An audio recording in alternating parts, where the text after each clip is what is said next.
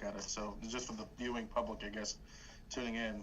So that's New Year's Day, Martin Luther King Day, President's Day, Patriots Day, Memorial Day, Independence Day, Labor Day, Columbus Day, Veterans Day, Thanksgiving Day, and Christmas Day, and now Juneteenth Day, which will fall on June 19th every year.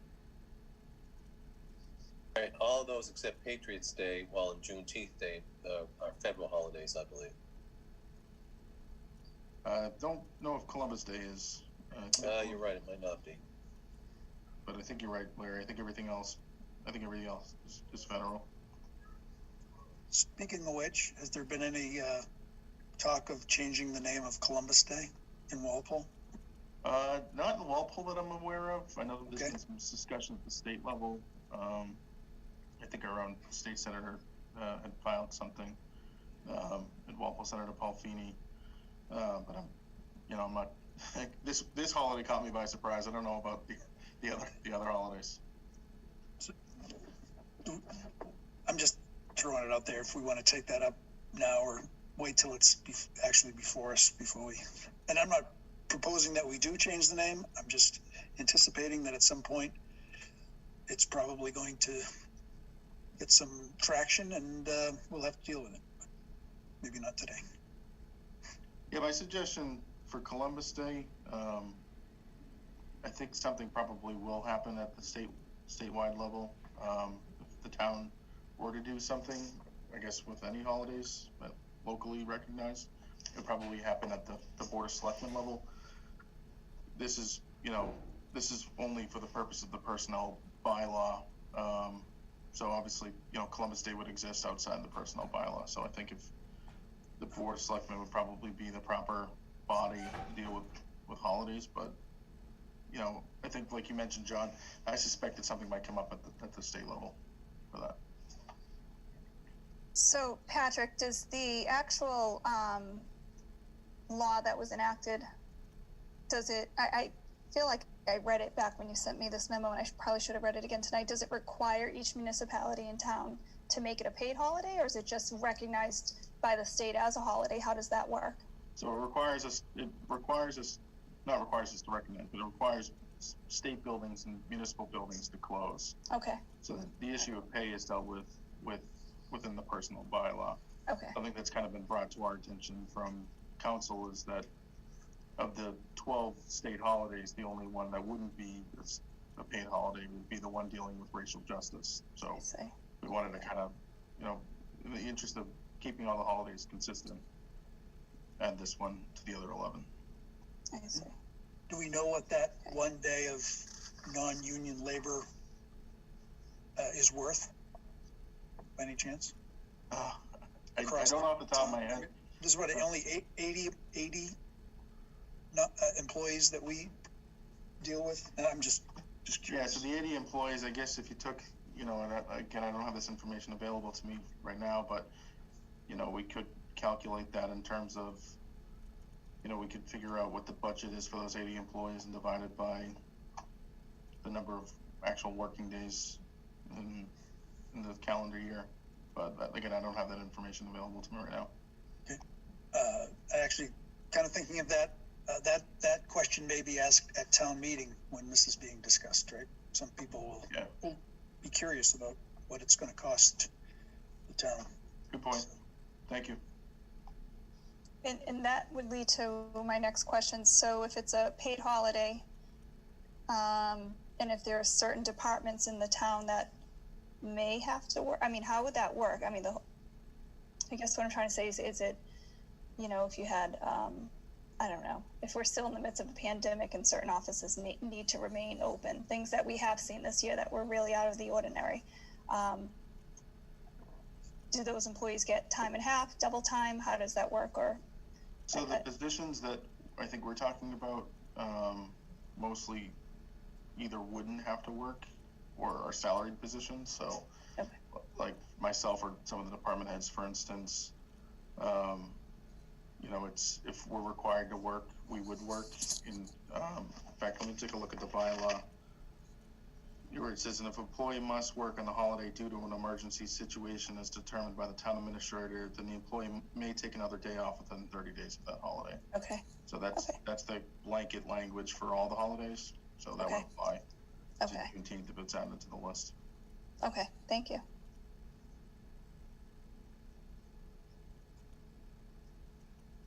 And actually, so just on that point, so it's not too uncommon. So for instance, Veterans Day fell on a Wednesday this year. As you know, we're working on that Route 1 Route 1A field complex, and they were at the beginning of that week they were looking at as a private contractor paving through the duration of that week. They didn't have that week off, that day off. So part of the engineering department we're looking at coming in that Wednesday and taking another day off in compensation for that. So just I suspect with these holidays, unlike the Monday holidays, Memorial Day or Labor Day, these holidays that may fall in the middle of the week may be more common for a department that would be inconvenient for them not to work than, take the day off. So I want to just throw that in there. So then within our own bylaws, there's flexibility with that. that's right. Yep. Okay. The offices are closed. I don't think we can make people come in to work and no one, I think it's a holiday, so we have to just acknowledge it and move on. Is that a motion, Larry? Yeah, I'll make a motion to, I guess, accept or acknowledge that this is a state holiday now as a part of the bylaws as recommended. I'll second that motion. Okay. All those in favor? And we'll So do can roll we actually call. do the roll call vote? Okay, I'll start with Larry. Aye. Jane? Yes. John? Yes. Julie, Laurie? Yes. All right. All right. All right. Thank you. Thank So you. next item on the agenda is a review of the personnel organizational chart. So I sent an email today just saying I'm still working on this. So I'm building this off of a template that Valerie used to have. She built it in Microsoft Excel, and truthfully, I don't know how she did this because it's a lot of cell. I'm going to share my screen. Cell manipulation and merging and unmerging and trying to make it work. So you should be able to see my screen now. Wow. Yeah, there's a program out there, VisiPro or something, I forget what it's called, that that make this easy, I think. Yeah, Excel. hopefully a lot easier than this. So Yeah. I'll have to look into that. Larry, was it VisiPro? Is that what you said? Something like, I'll check with my HR people, but and let you know. But I know there's something that they have there's some program out there that caters to this. Okay. I might have the wrong name, but I'll check and I'll circle back to you.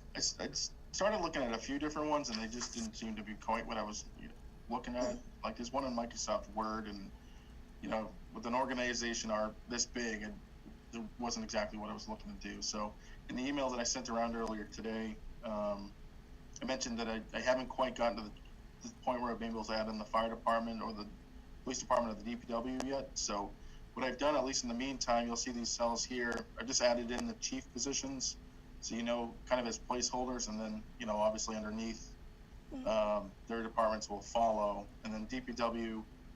Rick Manson's the DPW director, and what I've done is at least put the department superintendents here, so you can see the respective divisions. So I think this will be a helpful tool when it's complete, because I know we've done a lot of adjustments to some of the departments, and I know Larry, you had some questions about positions that had been laid off. So I think once this is complete, this will provide a better way of visualizing how the town departments are structured. So I can kind of walk you through this a little bit, knowing again that this is just a draft version. So obviously, the voters vote in officials to certain boards and committees. So you've got the school committee, for instance, which appoints the superintendent of schools, the planning board, board of assessors, sewer and water commission, library board of trustees. I'm sure John would remind me that the town moderator is not on here. for the purpose of this, I'm just trying to get to the professional departments first, so Yep. I'll add that in, as well as the Personnel Board, Finance Committee, and Capital Budget Committee. So voters also, obviously vote the Select Board in, which appoints the Town Administrator, and then throughout the document, we've got departments that report to the Town Administrator, so the Council on Aging, the IT Director, Town Clerk, actually, I gotta fix that, reports to the Select Board. Conservation Commission, you've got the Executive Office here, kind of with me, Aoife, who's replaced Cindy, Kelly in Purchasing, and then Human Resources. We've actually eliminated 2 positions. One was the Principal Clerk position in our office, as well as the Finance Committee Clerk. That position was laid off. So this one was one that was vacant that we just decided to eliminate altogether. This is one through the FY21 budget process that we had to lay off. So they also specified, Valerie's in a reduced position here, and then actually you'll see a couple of these purple cells which are vacant. So I'll kind of get into that in just a moment. Just going Patrick, further. can I ask? Yeah. Who absorbed the FinCom clerk role? Is there somebody else absorbing it? Yeah, Kelly, who's the purchasing assistant, has been posting their agendas. She's been taking the minutes. She hasn't been attending the meetings, which is part of her daily responsibilities. Because the meetings are televised, she's able to kind of go back in, watch them after the fact, and draft the minutes up.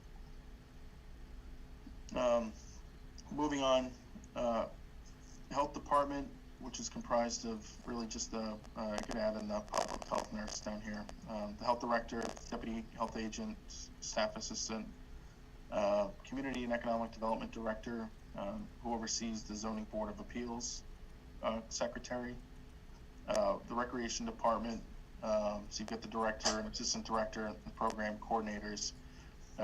Regretfully, we had to lay off one of the program coordinator positions. As you know, that department is responsible for generating the revenue to cover salaries, and with the pandemic, regretfully, they weren't hitting the revenue benchmark, so one of those positions had to be eliminated.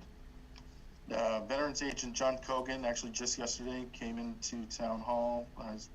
We've been kind of in discussions with him the last couple of weeks or so. He announced his retirement, so his retirement became effective actually just yesterday. So we're getting ready to post that position again with Medfield, as put together a veterans district with the town of Medfield, like we did when John was the veterans agent. In the meantime, the Council on Aging has absorbed those responsibilities and has been helping facilitate Chapter 115 services to veterans. Actually, you may remember about a year ago in the Council on Aging, we had put together the job description for the assistant director. As part of her responsibilities, we included that she'd be helping veterans. So she's, between her and Carrie, 2 of them have been trying to cover that office. And just noticed that IT department's on here twice, so get rid of one of those. I still got to clean up the library department, but essentially library board of trustees oversees the library director. And, clearly I got to clean this up. But we just hired a new assistant library director about a month ago. Molly Ripperteller, who comes from Westwood, who replaced Norma Jean, who retired after many years of service to the town. Just kind of moving on here. Down here, like I mentioned, the fire chief and the police chief, they report to the Board of Selectmen. They're appointed by the Board of Selectmen. So I'll fill this in a little bit more between now and the next meeting. Inspectional Services is overseen by the building commissioner, and you'll have the deputy building commissioner, the deputy building inspector, and then the local inspectors, as well as the office staff. Another change that we made recently, the finance director, you may recall, had previously been the treasurer town collector.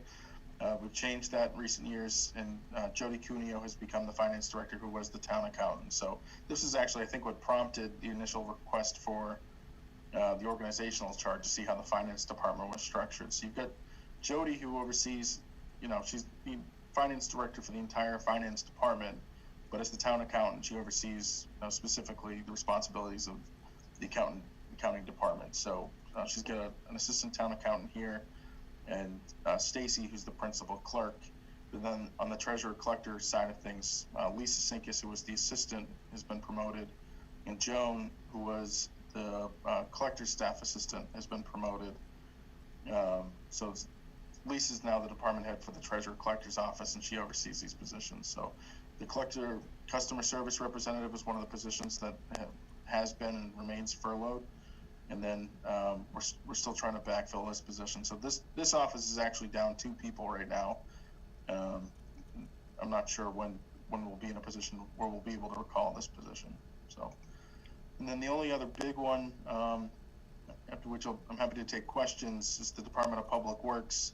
As I mentioned, Rick Mattson is the DPW director. He was a longtime sewer and water superintendent, and his position oversees the building maintenance superintendent, town engineer, vehicle maintenance superintendent, sewer and water superintendent, superintendent of highways, and superintendent of park, cemetery, and forestry. And this was another area that we've made a revision to in the last year and a half or so.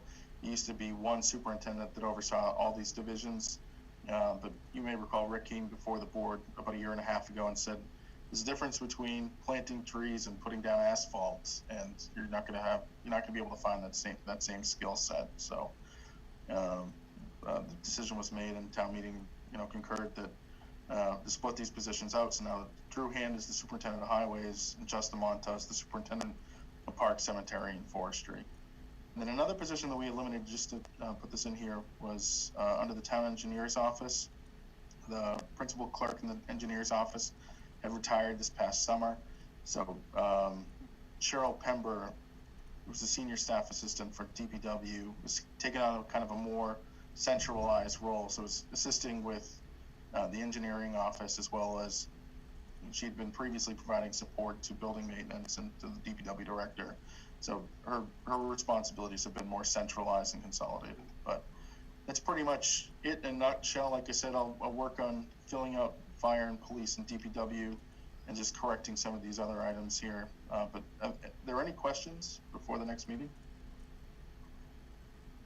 I think it's a great start, and it's a great reference tool for us or anybody to take a look. I'm glad you're doing it and appreciate it. I'll be glad when you send me that link for I'll that see other if I software. can find a better way. I'll give it a shot. Okay, like I said, if you look at these, they're all like merged cells. It's clearly not the most efficient way to make an org chart, but hey, I'll do what I have to do. No problem. Any other questions? No other questions for me. It's very helpful though, so thank you. Thank you. Yeah, that's for sure. Next on the agenda is approval of the personnel action requests. Did everyone have a chance to look at them? Mm-hmm. Did I see that right? There's only a few, right? There's like Yeah, it's not a lot. 6 or No, 7, yeah, 8. about 10 of them, I think. Any Yeah, we get questions? into this time of year, and it's really just kind of step increases or anniversaries at this point. Not been pretty quiet. I'd like to keep it that way, right, Christine? Just, you have a little typo on Aaron Souza, unless he's out sick. He says it says strep instead of step in cell F10.